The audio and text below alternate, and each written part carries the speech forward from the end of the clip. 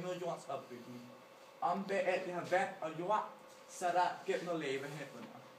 Så kernen er helt midten, og så atmosfæren heroppe. Så hvis en komet rammer jorden, så vil alt lava falde ned. Okay, verden er lille, siger man ofte, når man møder folk, som man kender fra udlandet. Men jorden faktisk i størrelse er svært at forstå. Når man står oven på den, det hjælper lidt at gå op et højt sted, for at vi sammen mere overblik over jorden. Jordens omkreds, allerede i oldtiden, før vores tidsregning, omkring 200, forsøgte grækeren Eratosthenes at måle længden af jordens omkreds.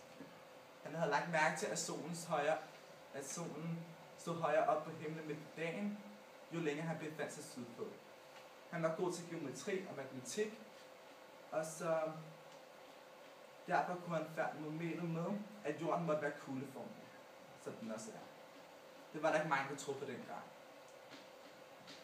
Hans metode var, at han valgte byen Syene, og så valgte han Alexandria, der lå 500 stadier stik nord for Syene. Han satte en pind lodret ned i jorden begge steder og måtte vinklen på den skygge. Og han målte den. Så der skulle ske samtidig, så må han have en hjælper det ene sted. I Syene stod solen fuldstændig lodret. Det vil mene, at vinklen var 0 grader. I Alexandria var vinklen 7,2 grader.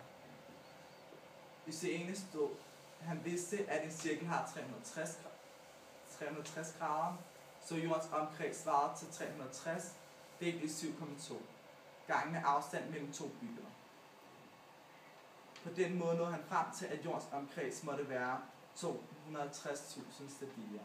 I dag bruger man jo GPS, hvis man skal nogle steder hen. Der er der stor uenighed om, hvor nøjagtig han var. Det hænger sammen med, at han bruger længdeenheden stadier, som i dag er ukendt. Men metoden var helt rigtig. Og det er næsten den samme måde, som en GPS i dag bruger til at bestemme en position på jorden.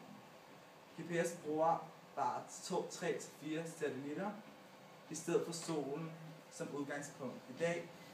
I dag måler moderne udstyr jordens omkreds gennem polerne til 40.008 km. Jordens opbygning. Indtil for et år siden troede man, at jordens kerne bestod af flydende metal, mest jern og nikkel. Men da man analyserede de bølger, der opstod ved jordskælv, fandt man ud af, at kernen havde en fast inderste del og en flydende ydre del. Den flydende del skaber jordens magnetfelt.